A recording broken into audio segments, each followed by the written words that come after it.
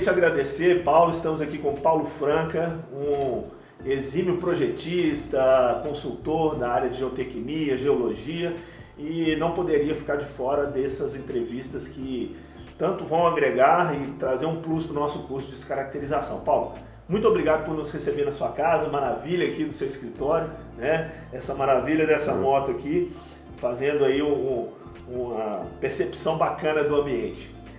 Ô Paulo, já iniciando, eu queria que você falasse para a gente quais são as suas percepções, a sua opinião em relação à evolução desses processos de descaracterização de barragens, né? A gente sabe que estamos ainda engatinhando, estamos conhecendo muito sobre esse processo ainda. Queria que você, com a sua experiência, nos falasse um pouquinho sobre esse processo e essas evoluções. Tá bom, bom dia. Bom, primeiro é um prazer recebê-los aqui, né? Eu acho que o que a gente tenta buscar na vida é o equilíbrio entre lazer e trabalho, então o que eu tenho tentado fazer aqui é exatamente isso, né? Ter as duas coisas juntas, né? Essa questão de descaracterização, né? Se você voltar no tempo, no final dos anos 90, começo dos anos 2000, a gente começou a discutir muito questão de descomissionamento, fechamento de mina, né? E ao longo do tempo isso foi muito discutido. Os termos, existem até uma confusão. Eu vou me manter nesse termo de descaracterização, que é o que está nas legislações atuais, né? Mas, de qualquer forma, são coisas que têm realmente evoluído bastante e, obviamente, mais recentemente em função desses problemas que a gente teve com as barragens alteadas a montante ou método desconhecido, né? Eu acho que uma primeira evolução, que para mim é a mais importante delas, é a real percepção do risco, né? A gente saiu daquela zona de conforto que a gente tinha, de achar que as coisas estavam tranquilas e etc. e tal, e vimos alguns acidentes aí de forma totalmente não esperada, né? Eu costumo dizer que eu tenho eu chamo de mancha no meu currículo, que nos últimos 7 acidentes com barragens que a gente teve nos 30 anos atrás aí, eu estou trabalhando na recuperação do 5º agora, né? Então, assim, eu vivi isso na pele e não gostaria de viver novamente. Então, acho que essa questão da percepção do risco foi a primeira evolução grande que a gente está tendo nesse processo todo. Um segundo ponto também, que eu acho que é muito importante, é a forma de eliminar o risco, né? Hoje, por exemplo, a gente está com um grande desenvolvimento dos equipamentos não tripulados, né? Então isso, de uma certa forma, vai ajudar muito na tratativa dessas estruturas, nesse processo todo de descaracterização, né? É uma coisa que vai ajudar bastante, que está em franco desenvolvimento. Da mesma forma que a gente está desenvolvendo alternativas para coisas que até pouco tempo atrás você não conseguia fazer. Uma barragem entrou num nível de emergência que você não pode atuar nela. Então hoje, por exemplo, o pessoal fazendo monitoramento com linha de vida de helicóptero ou com gaiolas em guinchos e instalando instrumentação dessa forma e aproveitando também, automatizando a instrumentação, que também é um ponto muito interessante, que você tem tanto o sensor de melhor qualidade como você tem informação a tempo e a hora, né, 24 horas por dia, 7 dias de semana, podendo agir a qualquer tempo e tal. Então esse é um ponto importante. E a gente teve na tecnologia também um grande aliado, porque eu sempre costumei dizer que a automação ela é importante, mas ela não pode tirar a visão do homem andando lá na estrutura, a visão do especialista andando lá, né? É o tal de enxergar com as botas que o pessoal fala, né? Hoje a gente tem o drone que nos auxilia muito nisso, e esses aparelhos estão cada vez mais sensíveis e tal. Então eu acho que esse é um ponto muito importante, né, que, assim, de evolução nesse processo todo, né? A gente tem alguma coisa a desenvolver ainda, por exemplo, eu acompanhei algumas empresas que estão tentando desenvolver investigações do tipo CPTU também de forma remota. Um ponto a desenvolver ainda, e que eu já vi algumas iniciativas importantes, é para a própria investigação e para a coleta de amostras desses rejeitos, né? O pessoal faz isso também com equipamentos não tripulados, né? Então já existem algumas iniciativas e tudo. Num determinado momento a gente chegou até a verificar a possibilidade de ver isso com a NASA. A NASA não manda sonda para Marte, para a Lua e tal, então, né? Então esse é um desenvolvimento que já está acontecendo também, né? O que eu acho que tem um ponto a desenvolver, que é um ponto fundamental, é com relação ao rebaixamento do nível de água nos rejeitos. Porque o que a gente vê nessas barragens de rejeito? Que o nível da água ele tende a tangenciar o talude de jusante né? E ele normalmente aflora próximo do dique inicial, né? Ou seja, a gente não conta muito com a drenagem de fundo, né? E é fundamental para a gente trabalhar, né, por exemplo, se o processo de descaracterização envolver tanto a remoção quanto ou o reforço, a gente trabalhar no rebaixamento do nível d'água. Então esse é um ponto que eu acho que tem que ter um desenvolvimento adicional ainda. Mas já existem algumas iniciativas, eu mesmo estou envolvido em alguns projetos que a gente tem trabalhado nesse sentido. Bacana. Pensando exatamente nessa história do projeto dessas barragens, né? Hoje é inconcebível imaginar uma barragem construída para montante com um dique que não seja totalmente drenante, né? Porque ali você pode ter realmente uma saturação, né, Paulo? Porque aí você contaria exatamente com um sistema mais eficaz de drenagem, né? Hoje a gente, isso é fato, né? De fato, nós chegamos num ponto em que não vai se construir mais barragem montante. Hoje já é banida aqui no Brasil, no Chile já é banida há muito tempo. Eu já ouvi dizer que na África do Sul também está nesse processo e tal, embora a gente não possa simplesmente dizer que é tudo inseguro e tal, que se construído de forma adequada, isso é importante. E isso que você falou é um fato, né? Uma outra possibilidade seria selecionar os rejeitos que vão lá, de forma que eles tenham características mais drenantes.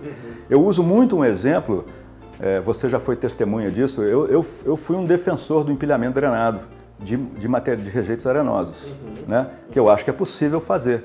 Ele é uma construção por montante, não deixa de ser, mas é uma construção por montante que pode ser uma construção bem feita, bem operada, e que a drenagem seja eficiente em todos os aspectos, a horizontal, a vertical, e eu acho que seria possível. Mas nesse momento atual, isso está meio banido, né? Paulo, em relação você já falou sobre as evoluções, então eu acredito que assim, para a gente ter uma melhor segurança dessas estruturas, a gestão do risco, claro que levando em consideração todas as metodologias, a questão do atendimento ao plano de operação de uma barragem, então, o que mais que te chama a atenção, assim, que eu acho que, olha, precisamos focar mais nesse ponto, para termos aí uma gestão do risco? Eu acho que o ponto fundamental a linha que no mundo inteiro está sendo desenvolvida, que é um entendimento um pouco mais preciso do comportamento desses materiais que a gente usa, seja para a construção da barragem ou para a fundação dela, né, que são os próprios rejeitos nesse caso, né? Então eu acho que esse é um ponto importante, né? A questão também das instrumentações, né? Não adianta você ter instrumentação cuja resposta seja mais lenta do que um problema criado, né? A gente viu, por exemplo, o que foi investigado, foi determinado como causa da ruptura da barragem de Brumadinho, que foi o rastejo na fundação, o creep, né? E que isso é quase que impossível de ser medido, né? Então, como fazer para que a gente tenha uma visão do comportamento como um todo, né? É como o corpo humano, né? Nós temos que conhecer bem o que nos constitui e monitorar bem a performance ao longo do tempo. Nessa linha, né? Exatamente, você falou aí sobre a fundação, é importantíssimo, né, Paulo? Eu queria só que você fizesse uma abordagem sobre as investigações antes da construção, né? A gente sabe que o Brumadinho veio de vários construtores, várias empresas, veio da Ferteco. Então você tem um databook, uma informação precisa sobre a história da estrutura, inclusive sobre as metodologias que foram utilizadas para a investigação, né? Se houve a remoção, se fez cut-off, se não fez. De extrema importância, né? Com certeza, sem dúvida, né? Quer dizer, você tem que entender aonde você vai assentar a sua estrutura, né? E obviamente fazer todas as tratativas necessárias para que esse assentamento seja feito sob material de melhor qualidade possível, né? É importante muito também conhecer o fluxo de água subterrânea, né? Que normalmente você está em cabeceira de vale, então você tem aportes de água aí em época de chuva, etc. Pode ser uma zona de recarga muito importante, até o próprio rejeito também que é uma zona de recarga importante, então isso tem que conhecer. Um ponto que é importante, que eu acho que a sua pergunta ela tem uma lógica interessante, que é bom a gente ressaltar. Quando você faz uma construção única de uma barragem, uma única etapa, ou uma construção ajusante, você está sempre tratando a sua fundação, tá certo? Então você está removendo o material inadequado, você está colocando a drenagem e tal, etc. Numa barragem de montante, você tem a oportunidade de tratar a fundação do dique inicial. Você foi lá e tratou bem. Né? Os próximos diques são o rejeito. Mas e a fundação que está sob o rejeito que está depositado lá? Né? Você tem o próprio solo residual da encosta sobre a qual você apoiou o rejeito, ele pode se deslocar ao longo do tempo e ele ser um gatilho para uma ruptura. Então esse é um outro problema que as estruturas construídas dessa forma têm. Né? Você não trata o reservatório e ele não deixa de ser fundação dos próximos loteamentos. Bom, Paulo, eu até te fiz uma pergunta mais cedo aqui, antes da gente conversando, eu abri aspas aqui da gente falar de uma mecânica dos rejeitos, né? A gente pode pegar a mecânica dos solos, literalmente, e trazer para a nossa realidade lá as teorias de Terzaghi, Casagrande, a gente pode pegar aquilo tudo como uma base fundamental e extrapolar para a nossa mecânica dos rejeitos? Ou a gente teria que realmente criar uma disciplina mecânica dos rejeitos? Eu gostei do termo mecânica dos rejeitos, eu acho que a evolução que a engenharia está indo para isso mesmo, né? As teorias clássicas, elas são fundamentais de serem bem entendidas, bem utilizadas, e quando possível, adequadamente, né, aplicadas aos casos, né? Mas o entendimento que se tem hoje é que os rejeitos são solos fabricados, né, e que eles podem ter um comportamento ora similar, ora diverso dos solos clássicos. Né? O rejeito não é uma argila, o rejeito não é um silt, o rejeito não é uma areia. Ele é uma mistura de tudo. Né? E tão importante quanto conhecer essas características das frações individuais é conhecer também as características de como que ele está colocado dentro de um reservatório ou na fundação de uma estrutura. Né? Você tem estratigrafia diferente, você tem zonas mais e menos saturadas, o chamado layering, que é um dos pontos fundamentais numa análise aí de liquefação. Né? Então, a percepção que eu tenho é que está se caminhando para criar o chamado mecânica dos rejeitos. Se você pegar países como, por exemplo, o Canadá, e mais especificamente nos oil sands, lá na província de Alberta, né?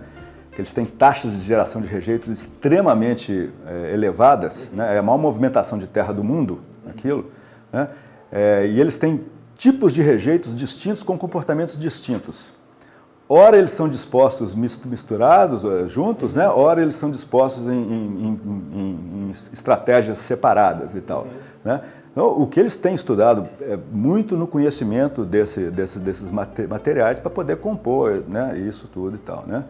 O uso da mecânica dos solos no estado crítico, né, cada vez mais preponderante no entendimento aí dos rejeitos. Né? Então, eu acho que a tendência é essa. Né? Um outro ponto, muito importante, com o avanço das técnicas de computação, das análises, os softwares que se tem hoje, está possibilitando que você crie modelos constitutivos que realmente representem da forma mais fidedigna possível o comportamento desses materiais. Entretanto, você tem uma limitação ainda, né? Quer dizer, por exemplo, você vai fazer uma amostragem do rejeito dentro da sua barragem. Qual a certeza que você tem que o que você mostrou representa exatamente, está no mesmo nível de compacidade e tudo, nessas coisas, né? Então, também já tem desenvolvimentos aí de amostradores muito mais, vamos dizer, que danificam menos o material a ser removido, então você tem como tirar esses parâmetros todos. Né?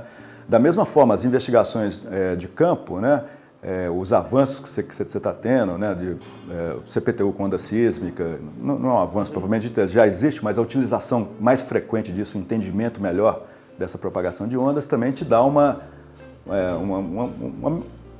melhor forma de entendimento disso. Então eu acho que a gente está evoluindo para isso, né, a chamada mecânica dos rejeitos. Bacana. Né?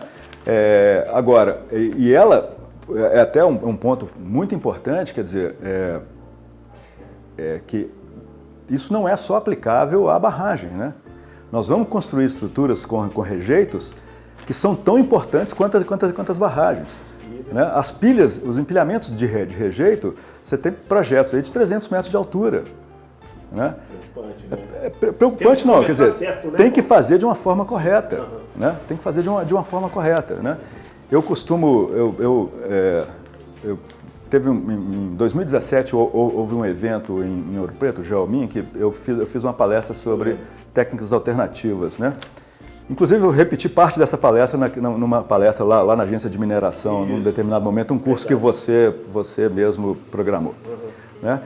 E o que a gente vê aí? Qualquer fabricante de equipamento ele fala assim, olha, eu tenho a solução para o seu problema.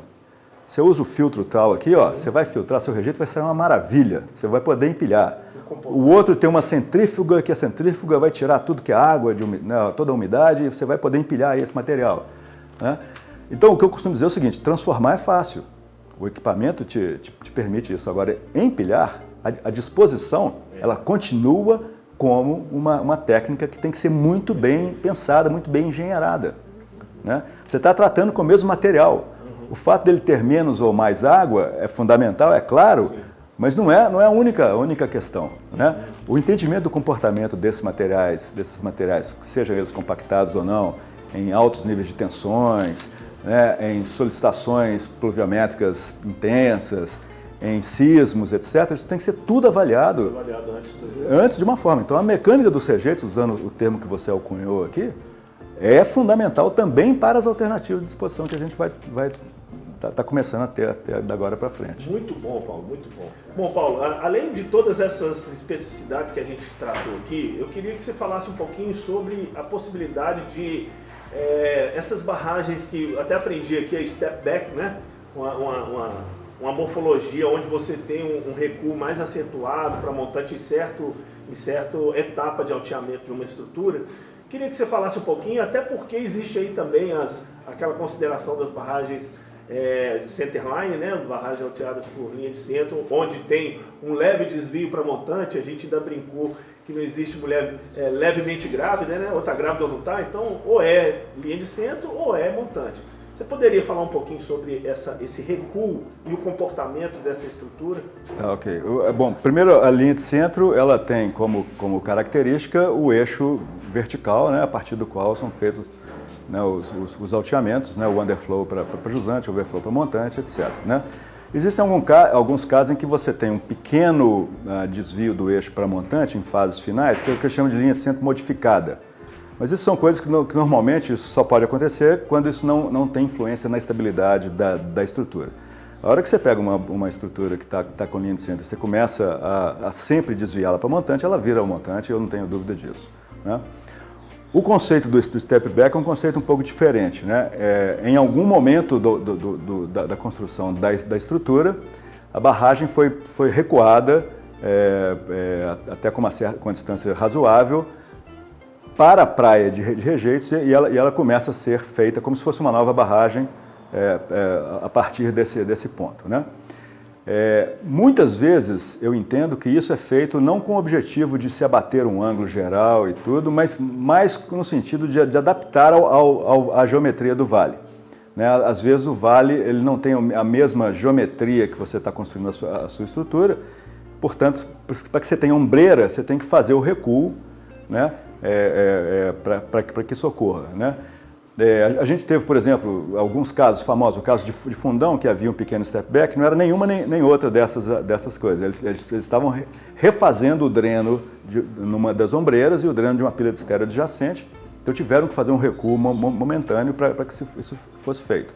Mas algumas outras têm recuos significativos, né?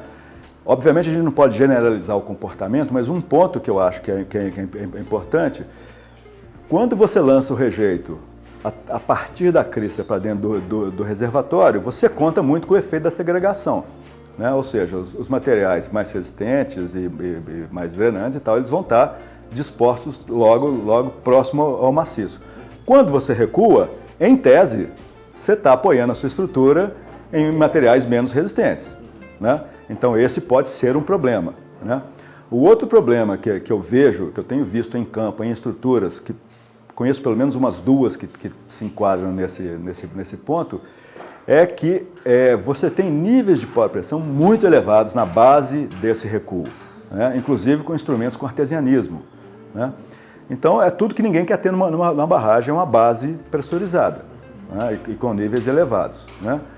qualquer intervenção adicional que você possa fazer, você pode, inclusive, complicar isso. Então, eu acho que esse é o ponto, né? Quer dizer, o ideal, como a gente já está na fase de não tem mais como construir barragem montante, eu acho que esse problema ele não vai existir mais, mas ele pode ser um problema importante na descaracterização das estruturas que têm esse comportamento, né?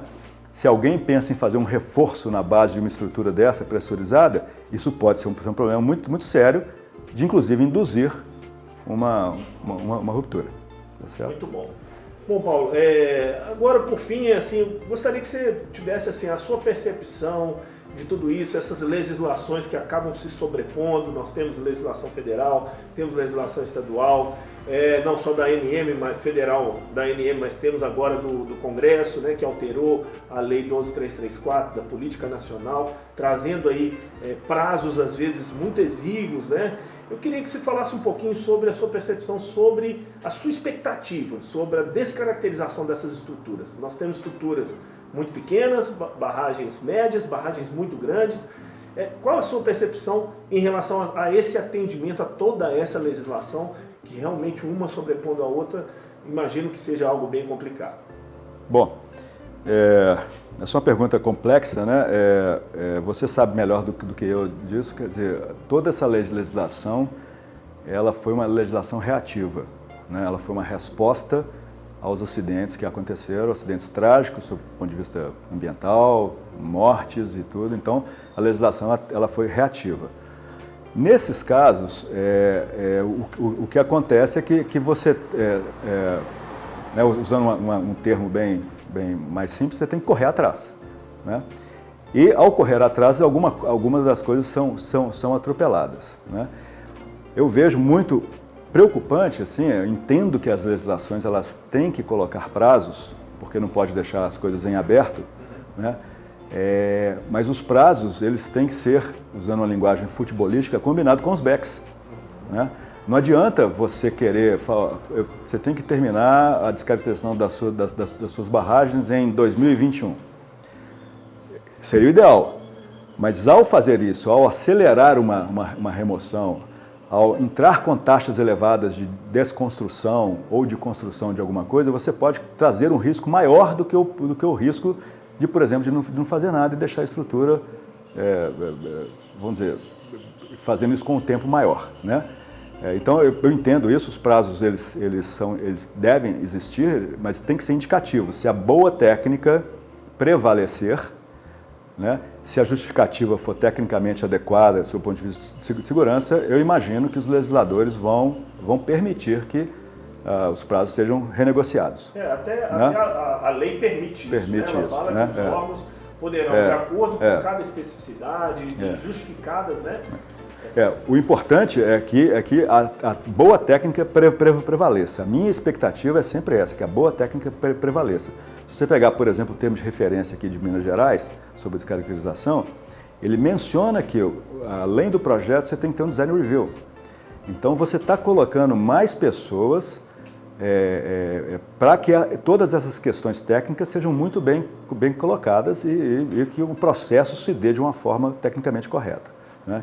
Então, esse é um ponto, né? Eu vejo que a descaracterização, e novamente, sempre aquela confusão dos termos, descomissionamento, descaracterização, fechamento, etc., mas usando o termo descaracterização, nós temos basicamente 3 possibilidades. Uma é a remoção total, né? A outra é o reforço e o cobrimento do reservatório de forma que a estrutura não mais funcione como uma barragem. E uma terceira que é intermediária entre as duas, parte descaracterização, parte remoção, parte reforço e coisas desse tipo. Mas independente dessas opções, todas elas têm que ser muito bem verificadas à luz de taxas de construção ou desconstrução, taxas de rebaixamento do NA, né?